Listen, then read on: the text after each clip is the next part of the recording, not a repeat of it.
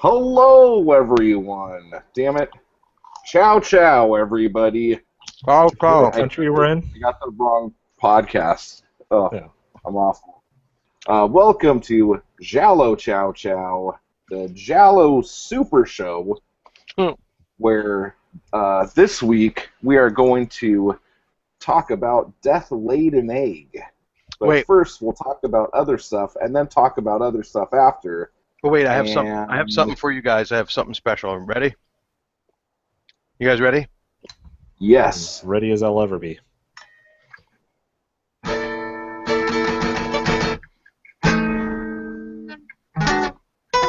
Oh. It's not avant-garde enough.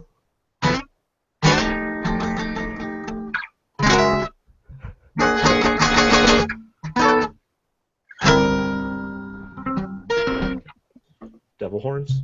I can't believe that you were able to do that. That was amazing.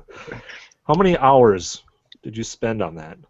I was watching the movie today, and I decided that I needed to study the soundtrack because it's a brilliant soundtrack.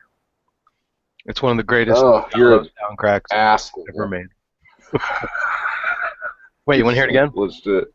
Wait, this is the second track. Here it goes.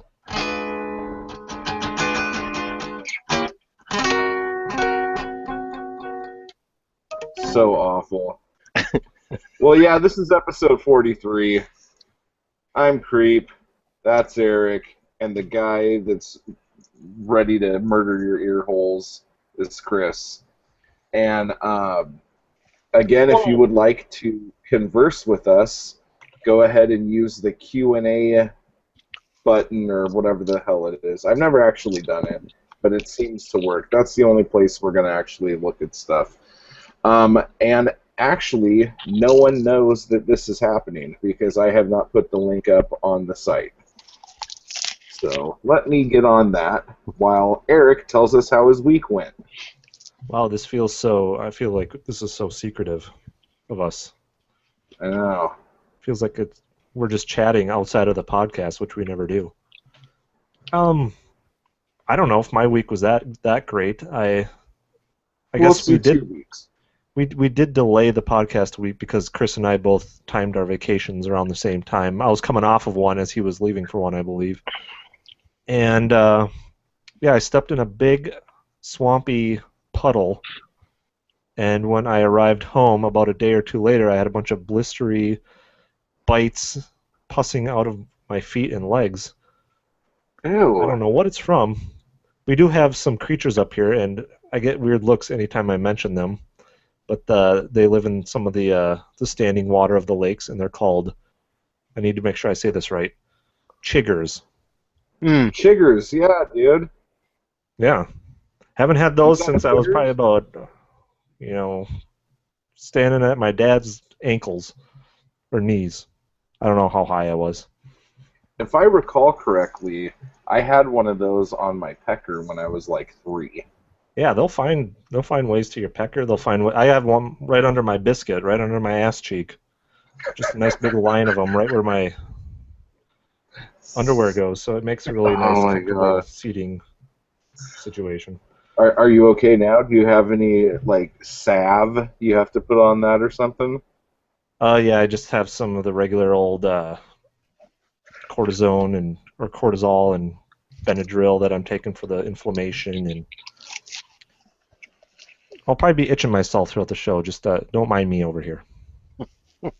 Well, I'll itch myself too if it makes you feel less. Yeah, everyone, please join in. I want to feel. Or you could just watch Chris shove a bunch of food in his face, because that's kind of what he's up to at the moment. Dinner time he's over up to his neck in popcorn. Chris, how was your vacation?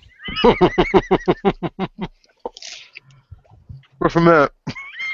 Well, anyway. Well, I don't take vacations. My vacation was good. I went, see, if you're from New Jersey, which I used to be, you say that you're going down the shore. It doesn't matter which direction you drive. You don't go up to the shore. You go down the shore. You don't go over to the shore or across to the shore. It's down the shore. So, but I'm from Pennsylvania, so we went to the beach, which is the same place. We just call it something else.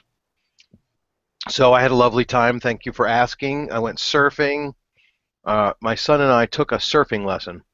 He's 6.5 and I'm 42, and that was a real treat for the instructor to have to deal with both of us at the same time.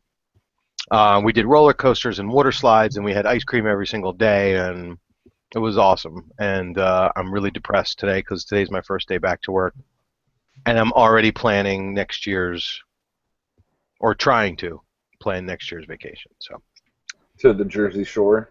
yeah, we went to the crest of Wildwood, which is about a half an hour south of Atlantic City. Sounds pretty yuppie. It's not.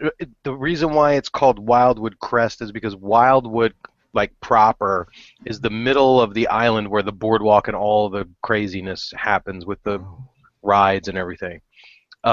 And so the crest is south, and it's more like where the families hang out. Because if you actually stayed right near the boardwalk, you'd probably go broke within 20 minutes of your vacation because sure.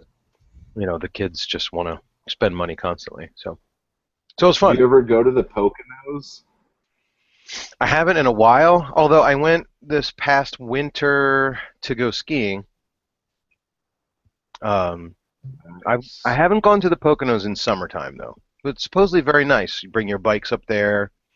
You go out in the lake, you fish, you hike, that sort of thing. Yeah, I went to the Poconos for my honeymoon, actually, in September. Did you stay in that place that has the giant champagne glass tub? That's not where we booked our stay, but that's where I ended up staying for most of the nights. Oh, really? No. No. I wish. No, it was fun. It was going up and down the mountains and hiking and... Yeah, she had a good time. I just stayed back and drank the champagne. There you go. Did we talk about this before? The Poconos? It's possible. Because we all just think Chris lives in the Poconos. Yeah, like, I watched The Office pretty religiously back in the day. And on that show, they would always go on vacation to the Poconos. And I thought that was, like, in the fucking Bahamas. And I couldn't understand how these people who were, like, broke all the time and, like, oh, I'm going on vacation this weekend to the Poconos. And I'm like, wow, these people live lavishly. Sounds pretty exotic. But then I found out it was right up the road. So, it's like going to Venice. Yep. Like Venice, it sounds really amazing. But Venice here? Venice, or Venice in Italy? Right, Venice not Beach. Yeah, Venice Beach. Oh, yeah, that place blows. Is Hulk Hogan still out there somewhere? I don't know. Making racial slurs. Looking at black people with a sideways glance. Coming up his beach. So yeah, that all happened. Yeah. So I really am not looking forward to having the soundtrack for Death Laid an Egg playing underneath our show tonight. So if we don't have that soundtrack, I'm not going to be upset. Oh, we got it. We got a live Chris, in why don't studio. you just play that for me for an hour and then send it to me and I'll loop it. I do like that one part where the guy's like, at At the end, it just comes out of nowhere. Yeah. It scared me. Yeah. Laid an egg on my face. It looks like there's a fly flying like right in my face. You guys see that, or is it just on my monitor? Oh yeah. Yeah, you got what a is fly. that? I don't know. It's on the video. I think it's some sort of like Marilyn Monroe spot. Oh, maybe it's on like one of the, maybe it's one of those things. yeah. Maybe we all can just see the demon that Oh, it's resides in your the home. draw thing.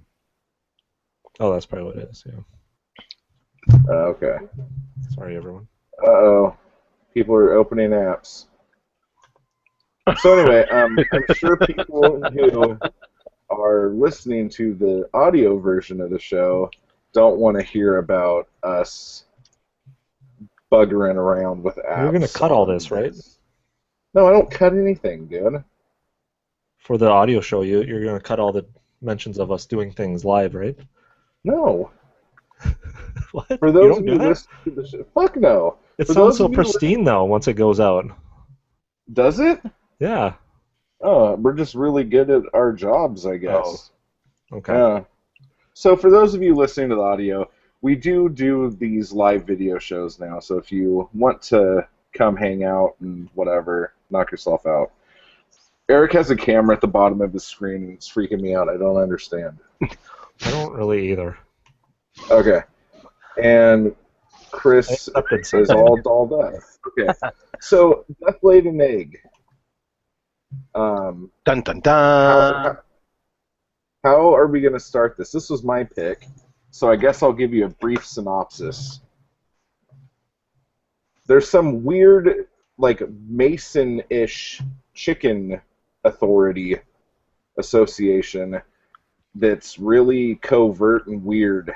And this dude fires all the people because everything's mechanized now. And him and his wife are both kind of in love with their secretary live-in maid It's cousin. thing.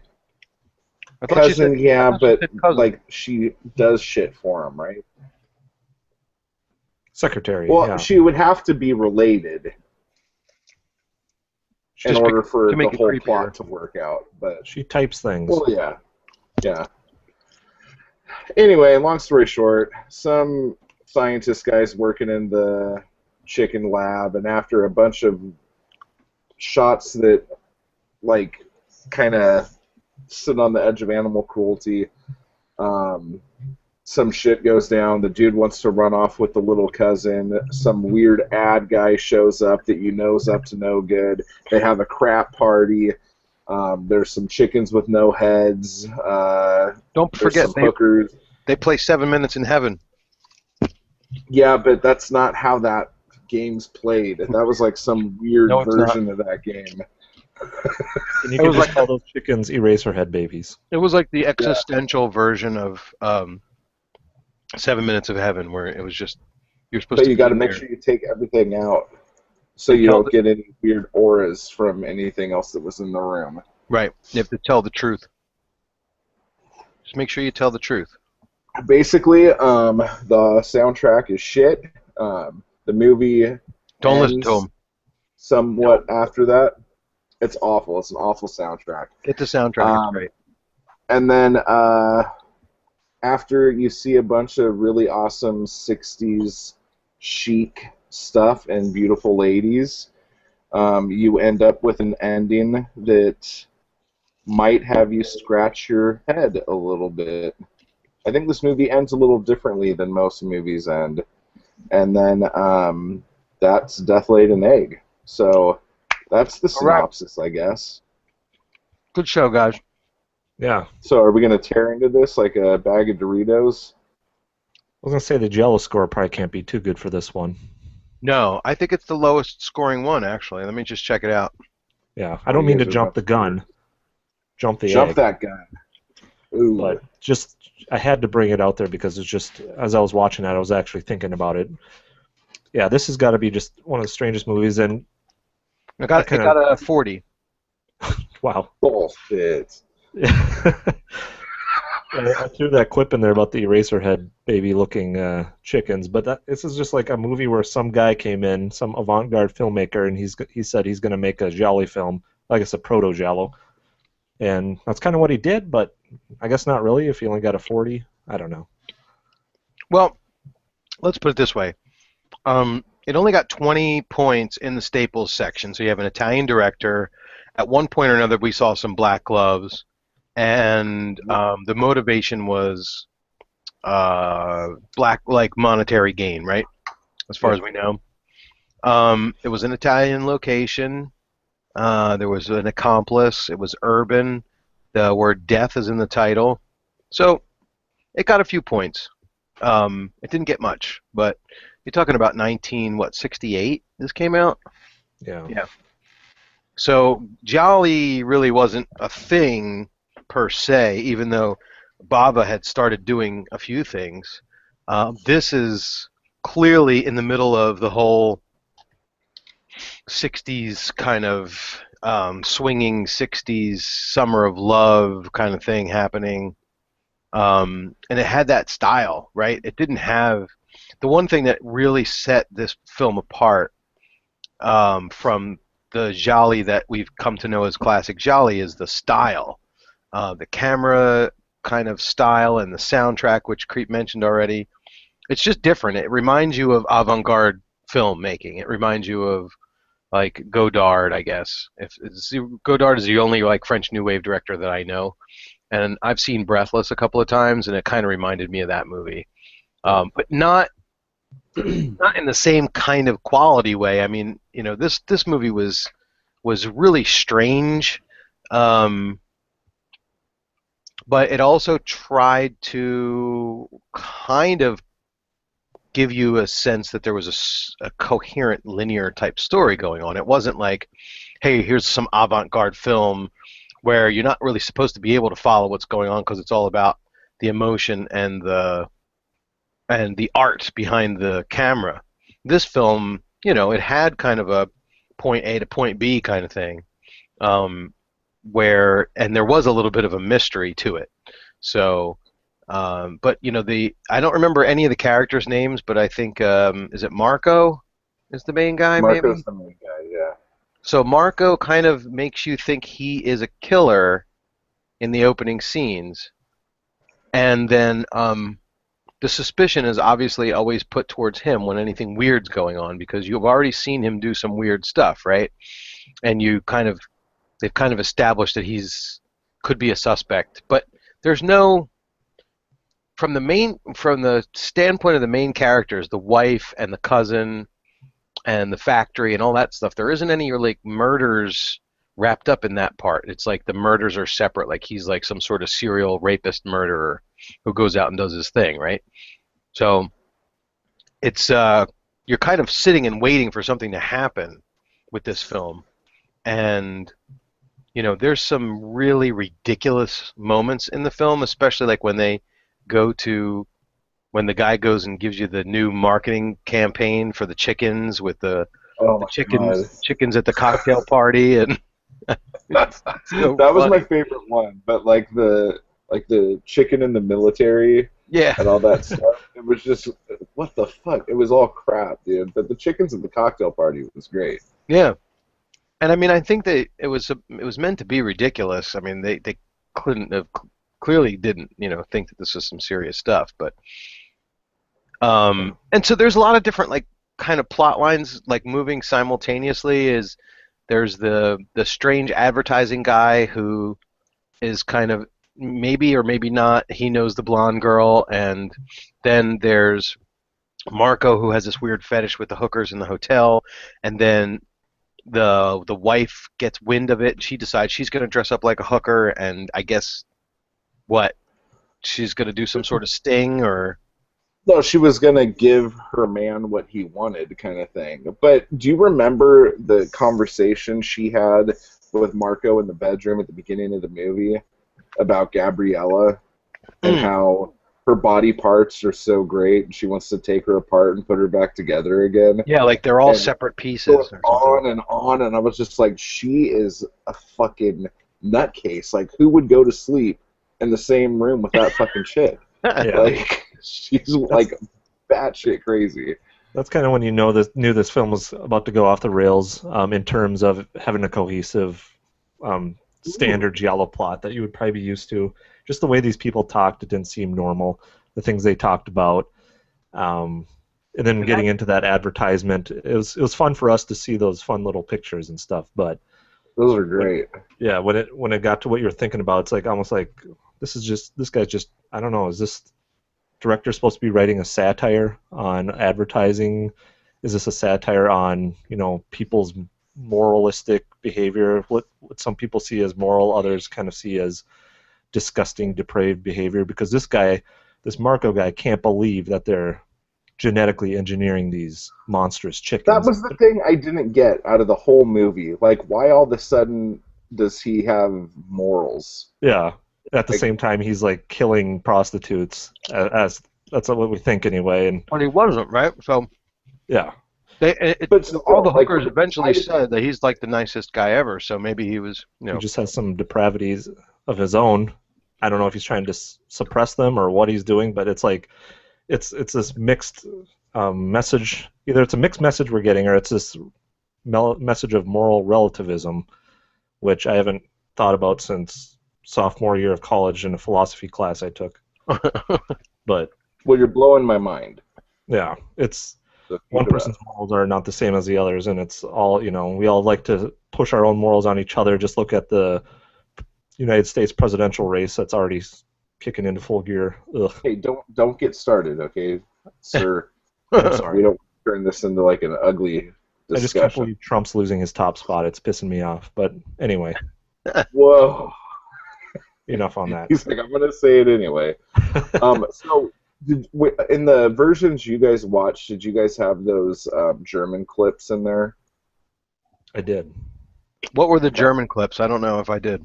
There were a few scenes like when they first went into the lab and found that someone had been in there and knocked stuff over. The wife and the cousin were like whispering a conversation, and the scientist guy's like holding an egg and moving it in front of his eyes the whole time. She's like, I think he's listening to us. I mean, there weren't any like hardcore awesome scenes by any means, but yeah, I don't think my copy had that. Well, I should and then mention, there was another conversation inside the association. Oh, go ahead, Eric. I didn't watch this version. I didn't find out about it until later, but I wanted to mention this because it's one of the very few times that one of our films is pretty widely available. I did see it was free on Amazon for Prime members. So if you're a Prime subscriber, you could actually watch this film. I don't know if it has those German clips in it, though. I did not know that. And there really aren't any spoilers to give away with this. I mean, there aren't that many characters introduced into the film anyway, so it's kind of a spoiler that, I mean, we already kind of breezed past the fact that he it looks like he's killing prostitutes at the beginning, but we later find out that it's just part of it, kind of his sexual role playing thing, right? That he's into. And his wife's trying to figure it out why he's doing that, which she has the right to. That and I guess the big spoiler, which we will reveal right now, is that the ad executive guy is the killer, and his accomplice is Gabriella, the blonde cousin. Yeah. Well, we call him a killer, but he only really killed one person. Right. Yeah. And the motive was so she could inherit the chicken farm, and he was going to bring in a bunch of machinery to make everything awesome. Mm-hmm. Another message. This director is trying to squeeze in there, I'm telling you. He's full of it. Automation. Well, as far as the movie, the look of the movie, I really loved a lot of the shots in it, and it's very much like standard, like leading line and rule of thirds and all that stuff, but it's like on crack. Like, there's so much leading line in this movie that if you like that kind of shit, you'll always have something fun to look at. Can you explain that to me a little bit? Well, yeah, like the same thing. My favorite one is when he first walks into the office, and the office is all white, but there's like this red carpet going down the center. Yeah. And he's like walking on it. Like the director would keep putting these shots in that draw your attention to something. So like all the rows of the chicken coops, they would do a lot of things where like they would put their face up against like a pipe in the chicken coop thing or something, but the camera would be kind of far away, so your eye hits the chicken coop and then goes across till you get to the guy's face. And there was just a ton of that throughout this movie, and it was just so interesting. And then weird framing, like when he goes, I don't know if it was actually him. I think it was like the pimp at the bar goes up to like this weird like wooden lattice work and calls one of the hookers over, and she like frames her face in between one of the squares. Mm. And he's like, yeah, you got to go upstairs. That dude wants to do the nasty to you. There's just a ton of really great static shots. Very Kubrick-looking static shots in this. But I don't know, man. It's just like that. For me, that's like my favorite bit of this movie, other than all of the amazing looking locations and fashion and just decor. Like there's just to me this movie has so many awesome looking things, and it's just eye candy. Mm-hmm. Yeah, I'll agree with you. I love the aesthetics of the film. I'll also agree with you that I thought the music was shit. Oh, so bad. Couldn't stand it. But yeah, that dog didn't die, right, guys? He somehow survived. I don't know, dude. I think he got away. I mean, you gotta wonder, like, if that dog jumped on a diagonal piece of metal and assumed it wasn't gonna fall, and then it flew into a pipe and got shot out a pipe. It was awful. Like every time I thought it was gonna be over, like, oh, the dog probably fell and broke his leg. Oh, nope, it's getting shot out of a pipe. Oh, I'm sure he'll be fine. Oh, nope, he's going into the grinder. It's like it just kept getting worse and worse and worse. I'm gonna look at my McChicken sandwich a little differently now. Yeah, there was another thing, and I think the film looked different, so I don't know if this is in every cut, but there was kind of an elongated scene of workers killing chickens and like taking their feathers out and cutting their throats and all this other stuff. That was not in the version I saw. I must have an edited version. Well, see, the other thing about that that's crazy is that, and according to the story, no one else works there. And he walks into this room, and there's all these like fat ladies like killing chickens. And so that whole bit I thought was just a little strange. Yeah. I think they're trying to show how by getting rid of the chicken butchering, this is just me, and then growing chickens out of some weird laboratory experiment, that you're getting rid of, the moral dilemmas people have with killing animals, and you're just basically feeding people what they want is this chicken substance, but they don't want to kill animals for it. So as a result, you're actually getting rid of all the workers that are helping to run this plant, and they'll get all upset, and their situation is going to go down the tubes. But you're helping out everyone else with but the chicken's going to be so cheap by the time it hits market. Those guys with no jobs will be able to afford to buy it. That's so a good it's point. really That's a all win-win for everybody. Yeah. So I don't know. I think that big allegory here is that, like the herds of chicken being busheled around are the same as the herds of stupid people running around trying to get stuff done. Like that whole thing, like at the end when the cops show up and they're all running around trying to find Marco, but then it keeps cutting back to the chickens. It's just like I felt like they were almost kind of hitting it home a little too hard and not on the best scene. And then that dude just opened a raw egg and drank it. So that movie's fucking disgusting right there. He's like Rocky. I could have went all. That was just fucking gross, dude. That was unnecessary. So let's talk about the end. Let's start from the back and work our way forward. Well, first, can we do a contest where if someone gets like a trivia question about this movie right, you have to eat a raw egg next time on the show on camera? I will cancel the podcast. Oh. I will stop giving GoDaddy money. like right now, if that's gonna happen. Okay. Well then, yes, we can work backwards then from the movie. Okay, that sounds good. So, and I'm gonna throw this one to Chris because he's the big ending guy. How did the ending to this movie work for you as the Giallo score guy? What? No. The ending didn't work for me from the standpoint of what do you expect from the genre, the standard established conventions, which in 1968, you know, um, to be fair, weren't really established. Um, the the ending was different because, well, first of all, the killer kind of got away, right? Do you think And so?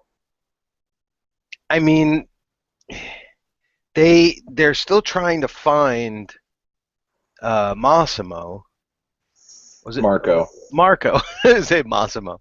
They're still trying to find Marco, and the other two people that they found in the chicken coop and they found the body. They basically both said, "Look, we didn't do this. It was Marco." And but what happened to Marco? Did he fall into the grinder? Yeah, which was the dumbest fucking thing ever because I don't know how he fell. And Like, he took the only piece of evidence that would really like put that dude at the scene.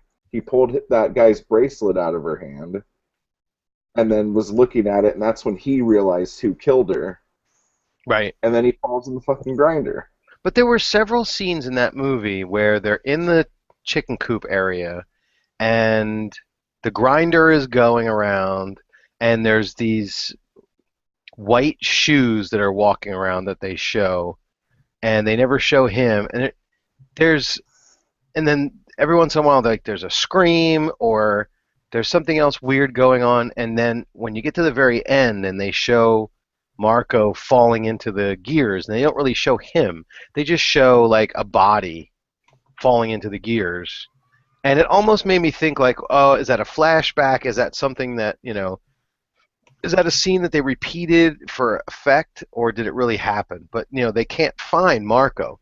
So, and are we led to believe that Marco was thrown into the grinder and then the chickens ate him as part of the feed? Um, and then like the commentary is, well, at the very end, the very last scene, the guy ate a raw egg and he was eating Marco. Like, are we supposed to go that far with That's it? how fast it goes. That's what I was saying. It's like, yeah. I don't know that it goes that, you can't grind up a body, turn it into feed, and then have a Have chicken it dry. digest it and lay an egg within 30 seconds. That was a pretty fantastic plant, though. I don't know. I know, They were really. creating chickens from thin air. Right, with no heads and no wings. Which was weird. Does people not eat chicken wings in Italy? I guess the idea was, we get the most meat from the breast, so let's just breed them for that. And the irony is that they do that now with chickens. It's just not that grotesque. They do breed chickens to be 3 times bigger than they're supposed to be. But they have heads. But they do have heads, so. Yeah. But yeah, I don't know. Like, I wasn't a big fan of the ending simply because it was very ambiguous. It didn't like I like Giallo for the most part because the endings are pretty much, with the exception of say the one we did last time or not a couple times ago, "A Strange Color, Your Body's Tears" was a little ambiguous because they really didn't give you, they didn't really spell out who the killer was. But Yes, they did. in most of these movies, you get an explanation, and it's not that I'm dumb and I don't want to just kind of watch a movie and figure it out or decide for myself. I'm cool with that, but that's when you watch a Giallo, that's what you expect. Like, you're going to get that like last scene where they apprehend the killer and somebody comes in and gives you a little motive or maybe like just a summary of what happened and what went wrong. But I in this think that's particular, where I had an issue with this because they explained what their motives were, and then so at that point we already know. But then Marco has the flashback that he put together in his head of how his wife was killed. right? And I'm like, okay, so you're beating a dead horse now. Like, we already know that that's what happened. But, like, I really think that the way the movie ended, though, is that it's alluding to the fact that they're both going to get arrested for killing both Marco and the wife because he's got those big scratches on his face. How the hell is he going to, like, say... Chicken. Yeah. Could be the chicken, yeah. That's true. So, I don't know. I thought the ending was different. Yeah, I liked But it for that. It's mainly different because it was before the rules were set. So go ahead, Yeah. Eric.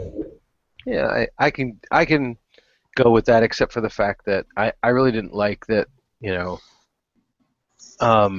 that Marco just kind of slipped and fell and then he was gone. Mm-hmm. And Well, there I was, heard him say that he loosened the rail. So maybe he leaned against the rail. And he had done that for his wife. He was gonna. Was that Yeah, his he plan? was hoping he was going to kill his wife, but Yeah. ad executive guy killed the wife before he had a chance to kill her. Yeah. And wasn't there some weird conversation where he's like, if we had only waited a couple more minutes, he would have taken care of the job for us, and then they're like, but oh well, let's go kill him anyway. yeah, too I late don't know. now. It Well, just and seemed don't like forget there was somebody put a giant wrench up in the Oh yeah. in the tube, and they blamed it on the workers, but it could have been Marco, I Mhm. guess. That was his first attempt.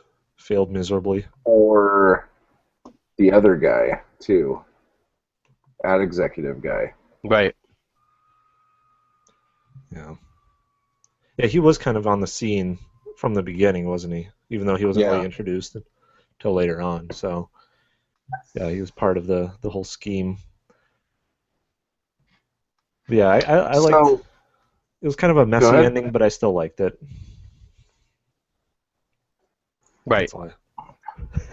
Okay. It was definitely messy, but that's okay. I mean, Now, do you find the middle of this movie more messy than the end of this movie? It's hard to say because I thought it was going one direction and then kind of switched with the whole reveal that he was not killing the prostitutes, and even though I knew that there had to have been some kind of a swerve coming, um,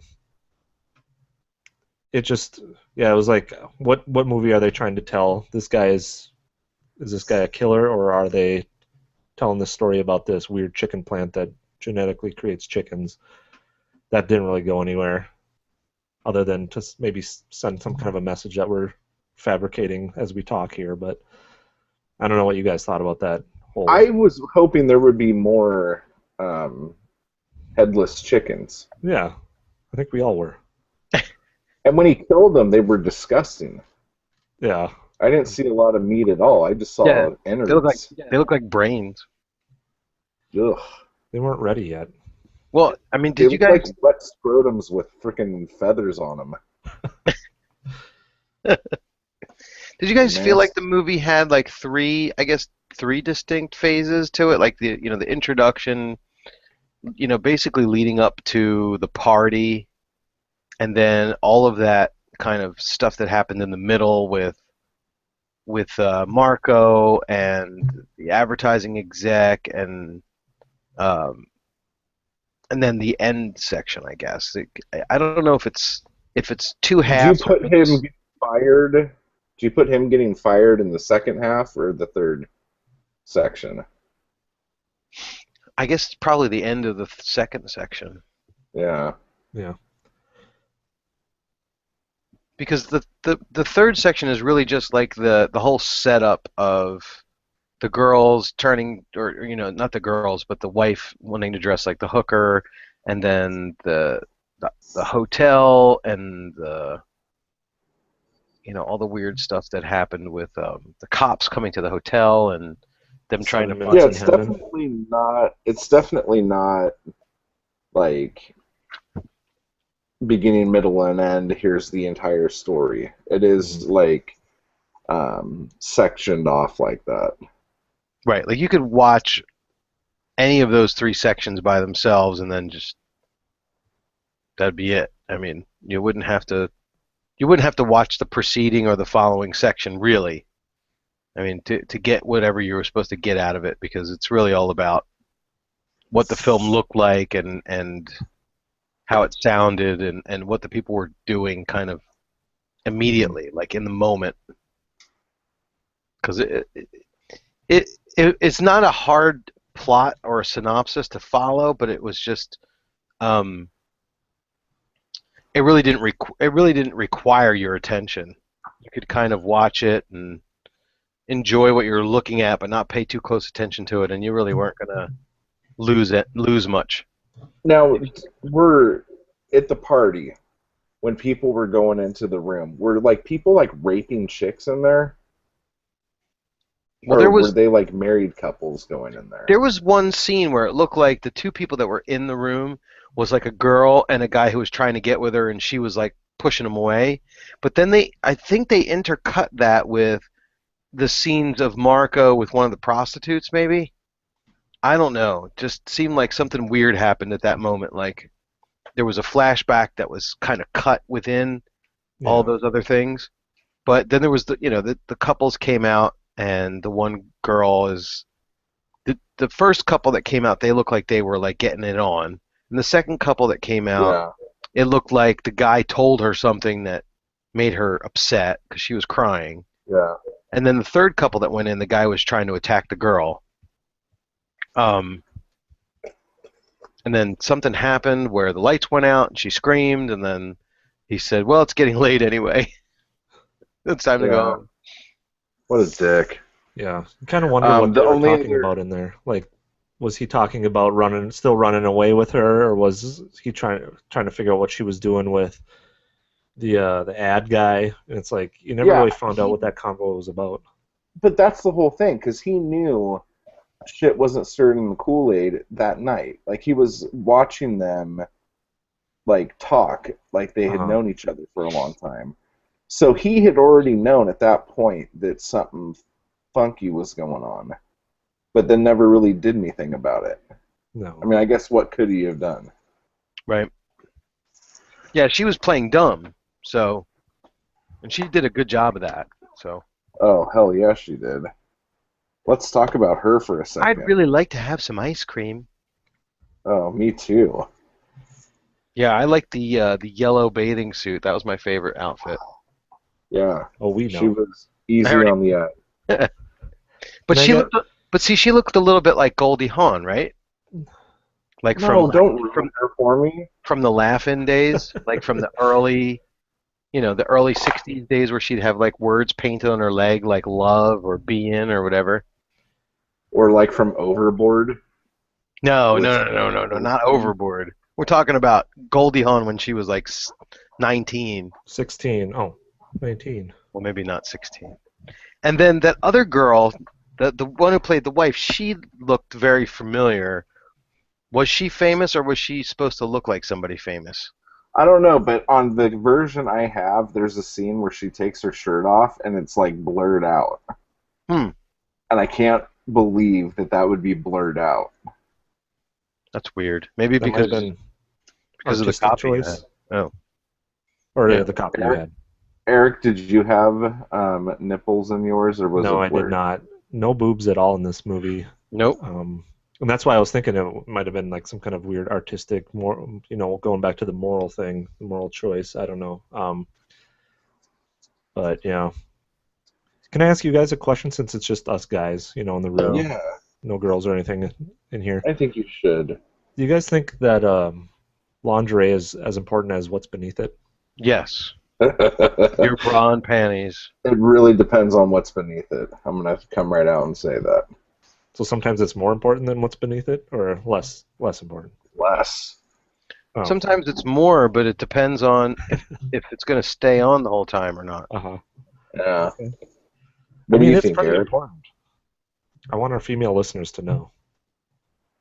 What does your wife think about it? It is sad that what we find pleasing to the eye and pleasing to the touch are seldom the same. What's that from? Pulp Fiction. That's right. I want to fit have in a well. pot. I was looking at myself in the mirror and I wish I had a pot. You want some pot? Not pot, a pot belly. Pot bellies make a man look oafish. Now, Oh, boy. that chick though, the blonde chick, isn't she the chick in? I think it's Your Vice is a Locked Room that comes on the train and stays with her aunt in the weird room with all the dolls. No, I don't think so, but I'll double check that one. That's a good Yeah. question. But I did notice, and it's so funny how everyone stereotypes everyone else. I'm watching this film and I notice that the outside sets, some of the buildings are very familiar looking. They look like they were in some other Jolly, like Black Belly the Tarantula, I think. That one building with the spiral staircase that on the outside that goes all the way up to the top Yeah. of the roof. And then the other building that had that huge spiral staircase kind of ramp that was in the center of the room With the red steps? with the red steps. That was in the fifth chord. Yeah, that's in the fifth chord, yeah. And I'm wondering, like, that little area of Italy has been in so many of these movies, and I'm wondering, like, That's why we're going to go take a tour there, dude. where is that? And at first I thought of Alan. I'm like, well, let's ask Alan. I'm like, dude, it's a freaking country. Like, he knows exactly where that one spot is in the whole goddamn country. I mean, Creep doesn't it's even know not where the Poconos are. I mean, it's No, not but, like, it's not the with Colosseum, Eyeball, right? like with Eyeball, like I found all of those places in Spain, and I want to go to all of those places, like the hotel they stay at. I have it all written down in my little Eyeball folder You have because an I'm going to eyeball go folder? to Barcelona and take a coach tour trip and go to all the places. Can we see the eyeball Yeah. folder? Yeah, it's called an eyelid. There it Oh, boy. is. Yeah, but yeah. No, it's gonna be awesome. So like I told Al this a long ass time ago. I'm like, dude, we got to find out all the places these movies are shot at, and we're gonna set up a giant Giallo tour for stupid American tourists who are willing to pay exuberant amount of money. Right, because there's definitely a market for that one. The people in Italy would be like, "Fuck yourself!" Like we see this shit all the time. Yeah. We could do it like as a scavenger hunt. That would be kind of cool. I had a coworker Yeah. who just recently went to the Amalfi Coast for a wedding, Oh, and I had so did many she find questions for her Sister about Ursula? Sister of Ursula, but I'm like, she's not going to know what I'm talking about. You're I right. didn't want to ask about the wedding. I didn't want to ask about how the weather was. I just wanted to know if she had seen any women spreading their legs and showing off some bush. Were there any Donald Duck pictures or very cluttered rooms? Dildo weapons. Right. Those Oh, yeah. questions I could probably get an answer for. Well, I always wanted to go see, you know that fountain in Deep Red, where Mark and the other guy have like a couple of conversations in the beginning of Deep Red. It's I like thought that was a set, though. no, it's definitely a location. I've seen pictures of it like in modern Uh-huh. times. Like people have gone to somewhere in Rome, I think, and it's there. Wow. But that other in Deep Red, not to go completely off the subject, but in Deep Red, there's a bunch of shots, exterior shots of the bar where Carlo? Carlo plays the piano in this bar, and the exterior shots look like it's not even real. It looks like a painting almost. It looks like that one with James Dean at the diner. Right. I think they Yeah. made it look that way. But anyway, we'll get to that when we do Good Deep Red. stuff. Sure. Yeah. The only other thing about this movie that I want to say was a total weird shock was the guy that was cataloging the chickens. Do you guys remember that? Like he had like a bookshelf of all these like binders and Oh, there were like holes yeah. in them, and chicken heads, like live chickens, were in there. Yeah. And he's like, "I'm cataloging the chickens." Was that the guy who said, they're being very aggressive today and they're not easy Yeah, to get along with, and or something like that? Yeah, he's all dressed up in a suit. yeah. Yeah. But that was like so weird because that was obviously like a total tongue-in-cheek joke Uh-huh. Yeah. that he's cataloging chickens, and like the movie is so serious except for that bit. Right. Oh, I Well, was like yeah. laughing so hard. I mean, we've touched on this a few times already, but clearly the filmmakers were trying to do some sort of social commentary, making something that is, I guess, to some people very serious, seem very silly. I mean, the whole idea of this convention of chicken people, hanging out and like, they go to the office of this. I don't even know what it was, some consortium of chicken people, and there's like this giant black and white like art picture photograph of a chicken out in the Oh, yeah. hallway. It was just Yeah. so surreal and odd, And and like the whole like Wall Street bit, like with the chalkboard. I'm buying everything. I want I'm to buying everything. I wish they'd go back to chalkboards on the stock market. Wow, can you imagine? Yeah, How did anybody make any money back then? Like they I could, don't know. all I you had to just do was watched take an uh, eraser. What if somebody buys a shit ton of shit, and then by the time their broker calls the guy in New York to make the deal, the stock's worthless? right. Like, how do they go? Oh no, never mind. Like, how Yeah, I does was that watching work? like a silent movie, Dr. Mabuza, and there's a crazy stock market scene in there, just going up and down. And he's basically running the stock market behind the scenes like a puppet master, and it's just a lot of fun to watch. And it makes you think how different it had to have been back then to deal with those stocks and the length of time it took to communicate that. But getting off subject Crazy. again. Yeah, and like all the all the ticker tape that they would have to read when it Yeah. would come in to say, here's the new price. Yeah.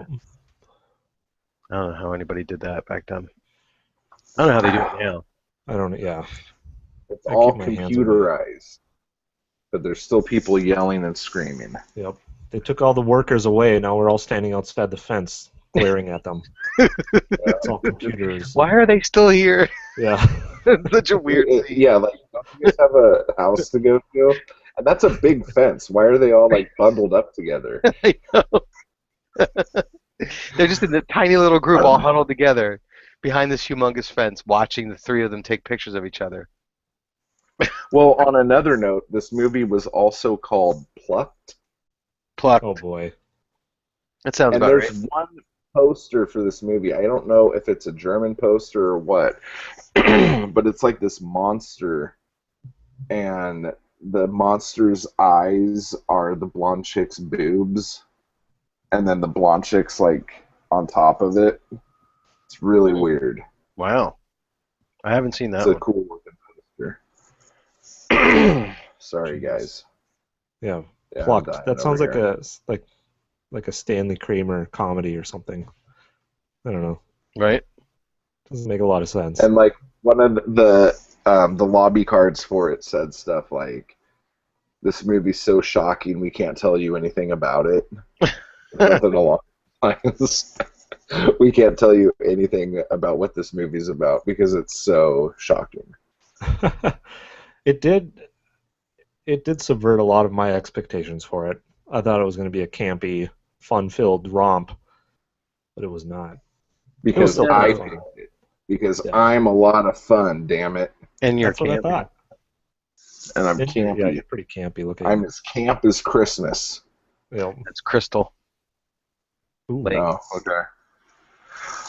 So yeah. So is this a thumbs up, a thumbs down, toilet flush? What do we think about this?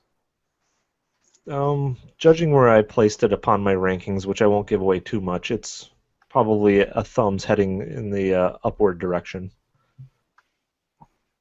Yes. Yeah, I mean, I think that it's worth seeing because it's just so different from what you would expect for this genre or subgenre, and yet it still is always classified as a giallo. Yeah. If the giallo format never evolved to what it evolved into, this film would just be some weird film. But because it has enough of these mystery elements and some of the other weird stuff going on, it just gets grouped in with the genre. And if you do any kind of introduction to the genre, eventually somebody will mention this film in in their writing or whatever because it has such a weird name and it is such a weird film. And again, I don't really know the full history of the film and how it managed to get lumped in. I mean, it's an Italian film, and I guess there's a murder mystery.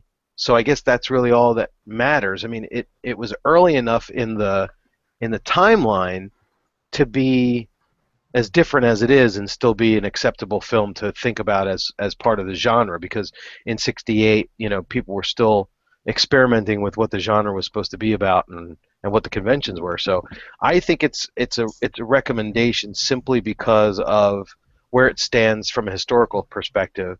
But it is an entertaining film, especially like Creep said, if you're into the kind of avant-garde um, approach to cinematography and framing and set and that sort of thing. It's an interesting film to watch.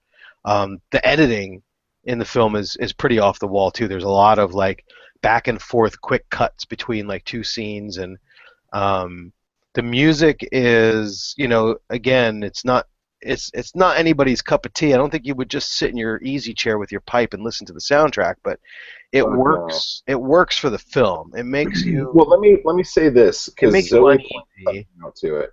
Zoe said she wasn't even watching it. She just heard. She didn't even know I was watching it, and she was in another room. And then she's like, "Why does that music sound like chickens clucking?" And I was like, "What?" And she's like, "The music sounds like it's supposed to be chickens clucking." Oh, that's a cute picture. Good job, Eric.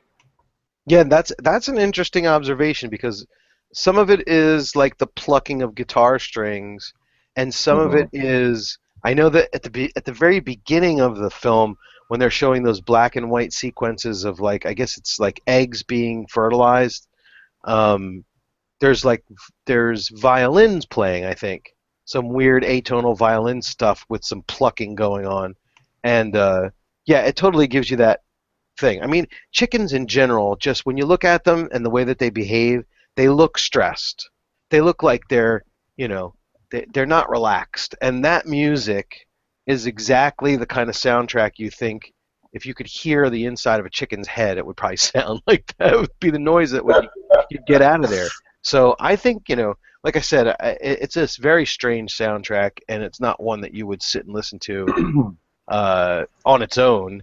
It is very, very atonal and strange. And then you've got those weird kind of bossa nova guitar sections with the guy singing, and it sounds like, at least in part, that there's a cohesive kind of um, chord progression that's somewhat melodic. But then if you listen to it long enough, you're like, this is just some crazy guy just playing chords as quickly as possible on a guitar. And Yeah. just to add a little bit of that psychedelic kind of 60s bossa nova kind of feel because that kind of music is in a lot of the gialli and a lot of the films of that time, but they took it and just kind of put it on acid basically. It's I think it's take a Bruno Nicolai soundtrack and give him like 3 hits of LSD before he composed anything, and that maybe that's what you get. I don't know. Um, Yikes. it was it's really weird. It's a really weird soundtrack. So Okay, I'm trying to get this image to you guys, but I don't know how to do what Eric does. trying to get It an looks like it might image be to Russian. you. The Russian box for it, or the Greek box for it, is like the monster with the chick. Oh yeah. But oh, you found the artwork. The All I'm chicken is a saying is doctor. chicken is a doctor. It's so fucking stupid. Yeah. That's the part that probably made me laugh the most. Is like this guy comes in as a serious ad campaign designer, and coming from the world of ad design myself, He's it's like, I stopped by a grade school and I yeah. had these kids make me some pictures. It brought me back One's to my when chicken doctor. oh, you guys are better at this than I am. That movie where the guy was trying to draw a like a criminal mugshot of the guy that he had seen, and it just looked like this goofy preschool kid sketch. Wasn't But that New York Ripper or something? it might have been.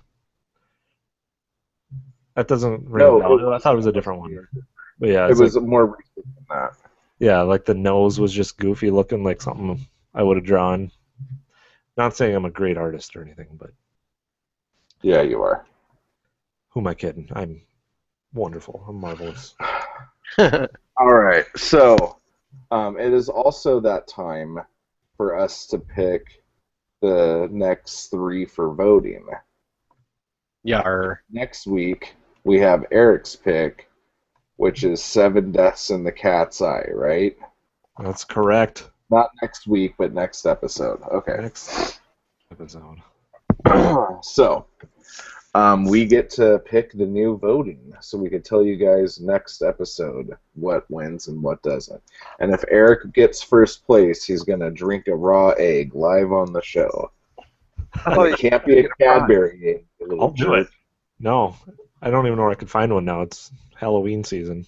Unless I eat a Oh, I Halloween could- Cadbury egg. I could find Cadbury eggs wherever I look. I have them hidden Yeah. all over the house. Bet you do. You got your own chicken factory in that house. Yep. Yeah, heck, I'll do it. I don't care. Oh my gosh. I It's need on, some. guys. You see how scrawny I He's am? gonna I need some drink an protein. egg. Right, so everyone vote for whatever Eric picked. So, Eric, what's your pick going to be? What's this number one pick? You gotta drop it first, huh? Drop it like it's hot. All right. Drop it like it's hot. Yeah. Well, I've got two here that I had just in case one was picked. But since I'm going first, I'm going to go with the one that I think I've been wanting to do for a little while.